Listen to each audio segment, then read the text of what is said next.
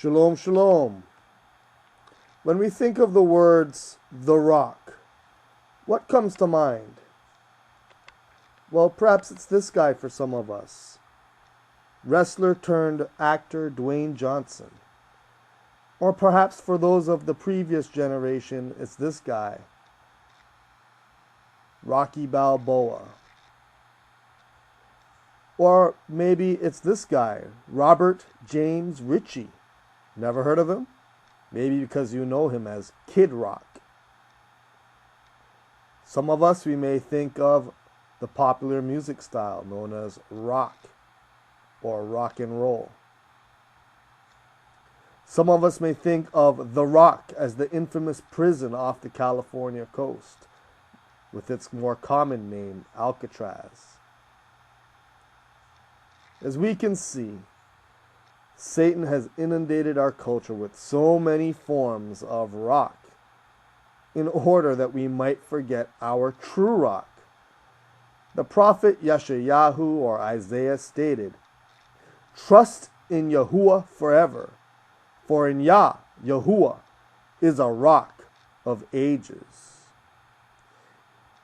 In Hebrew it says, "Bethu Yahuwah adi ad ki biya Yahuwah zur ulamim."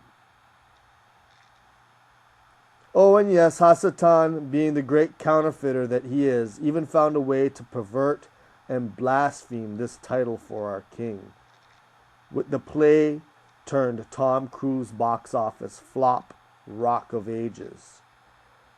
We see in this movie poster who's truly behind this production.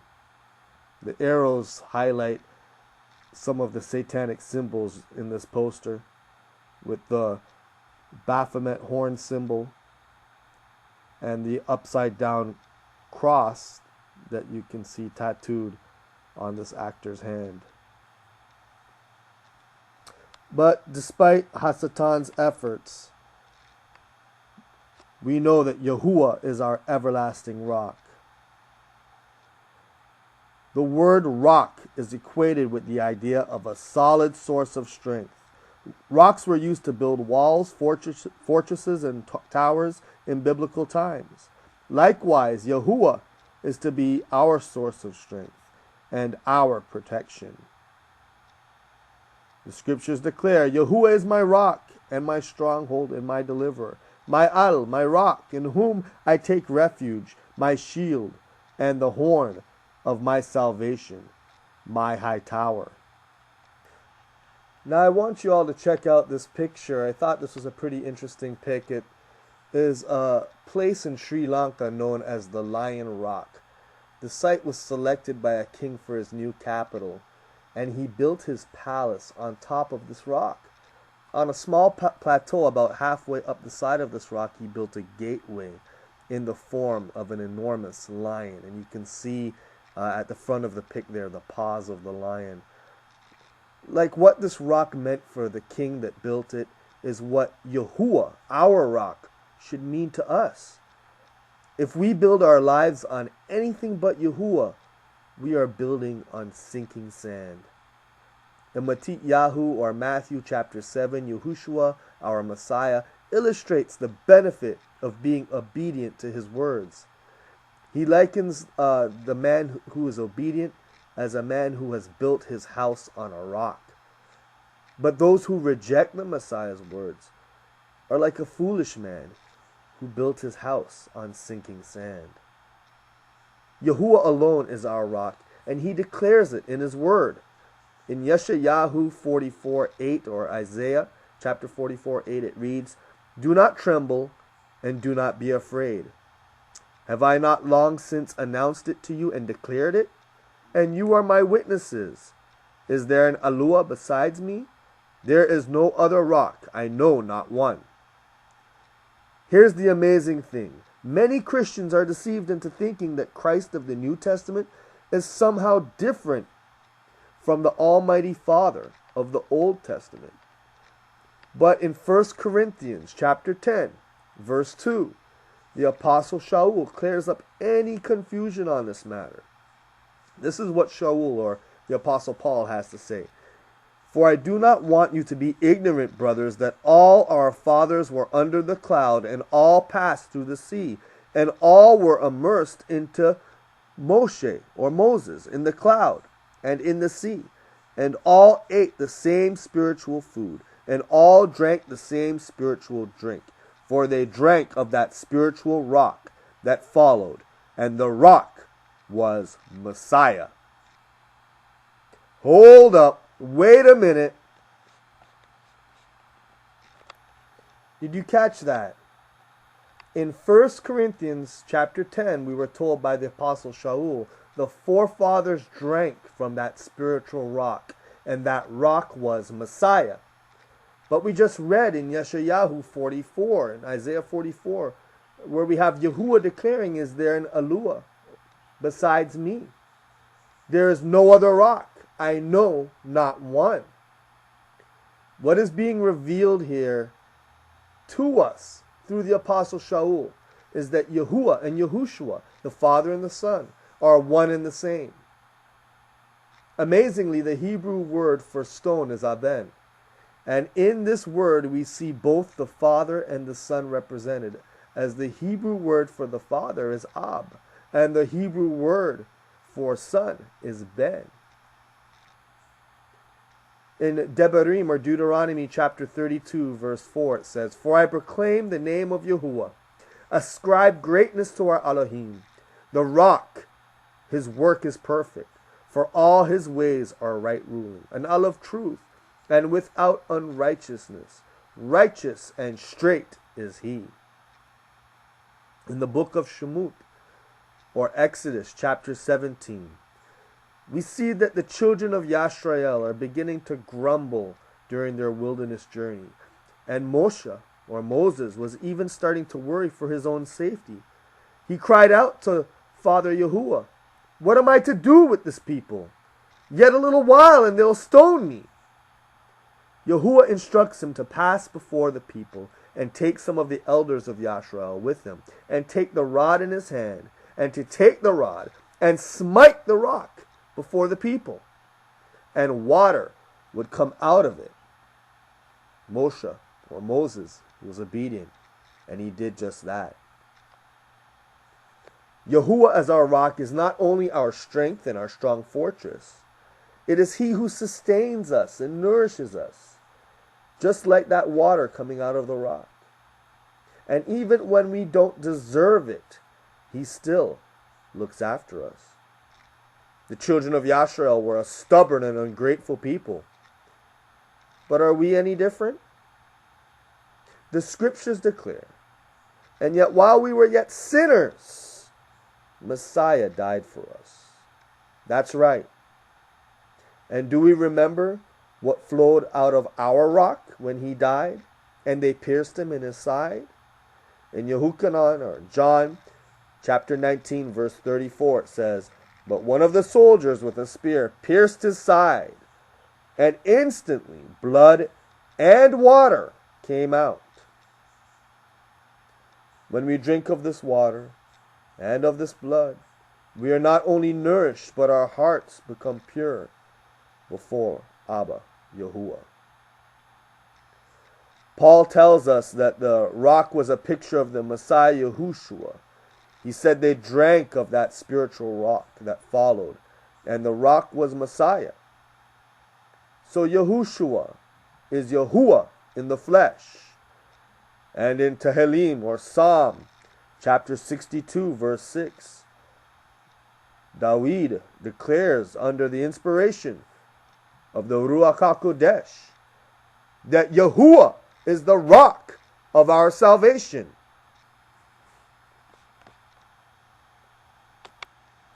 However, in the life of Moses, we learn another key lesson, and we see the high price for our disobedience.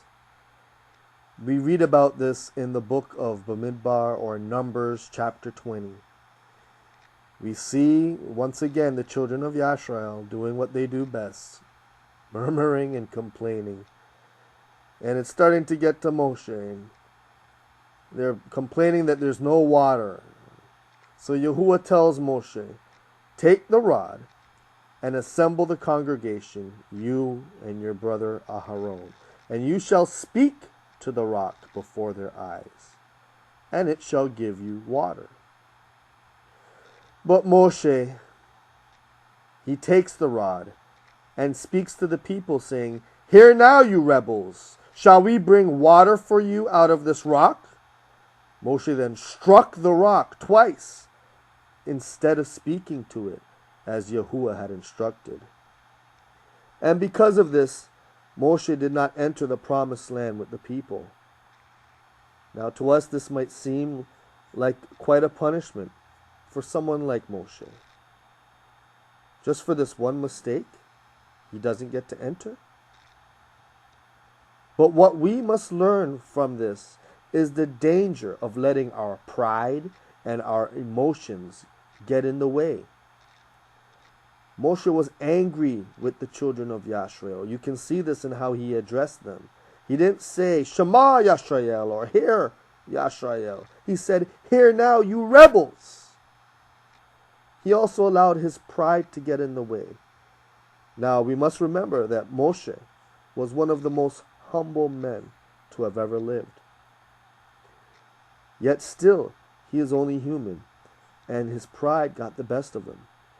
We see him declare, Shall we bring water for you out of this rock? Not shall Yahuwah bring water for you. And this is the problem we see with a lot of those in leadership positions. They allow pride to get in the way. And especially in the believing world, those that are over churches and ministries, the ministry no longer is about the Almighty, but it suddenly becomes about the pastor or the bishop or the priest or the rabbi. There are many reasons that people come up with to explain Moshe's harsh punishment, but the scriptures make it clear. Yahuwah says, Because you did not believe me to set me apart in the eyes of the children of Yisrael, therefore you do not bring this assembly into the land which I have given them. Moshe failed to follow Yahuwah's instructions and did not set apart Yahuwah in the eyes of Yisrael. Again, we see that the problem here was pride and emotion. We must learn from that, because our problem may not be anger like it was for Moshe, but it could be sadness or despair, jealousy, lust, envy. Anytime we let this flesh and emotions get the better of us, pride sets in, because we are no longer relying on the rock, but we are standing on our own ground. And before we know it, we will be sinking deeper and deeper into more negative emotions and despair, until this despair chokes the life right out of us.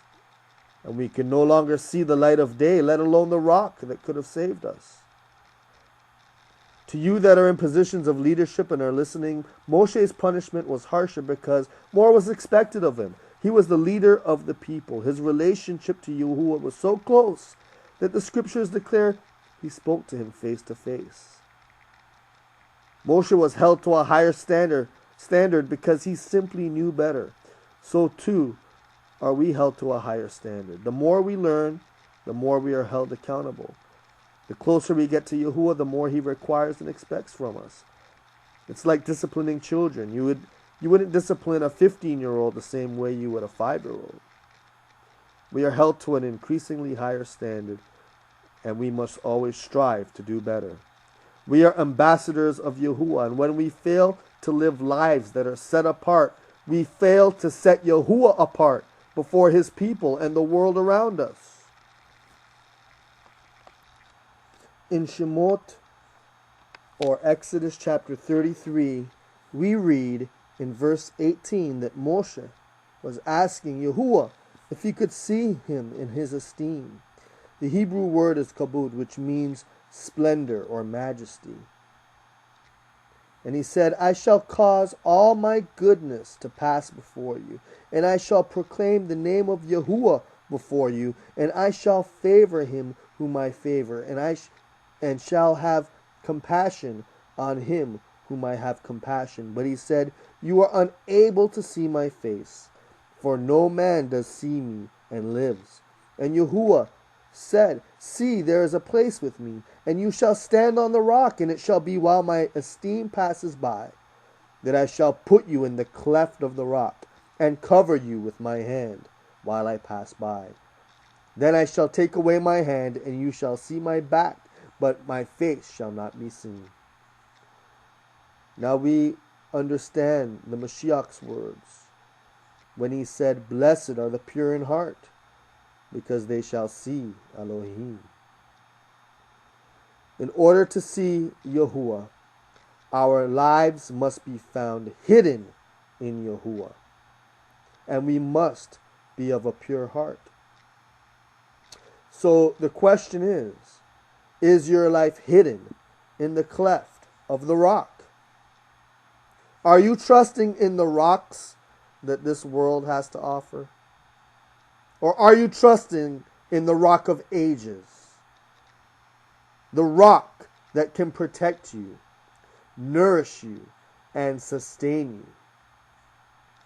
It is my hope that you will join me in echoing the words of King David in Tehillim, or Psalms chapter 61, verses 1 and 2. In the Hebrew, it says, Shema Elohim Renati HaKeshiba Tefilati Mek'etzeh Haaretz Aleche Hakara Be'atuf Lebi Betzur Yarum Memeni Tanheni. Hear my cry, O Elohim, and listen to my prayer. From the end of the earth I call unto you. When my heart is overwhelmed, lead me to the rock that is higher than I. I hope this brief lesson was a beracha, or a blessing to you. Shalom.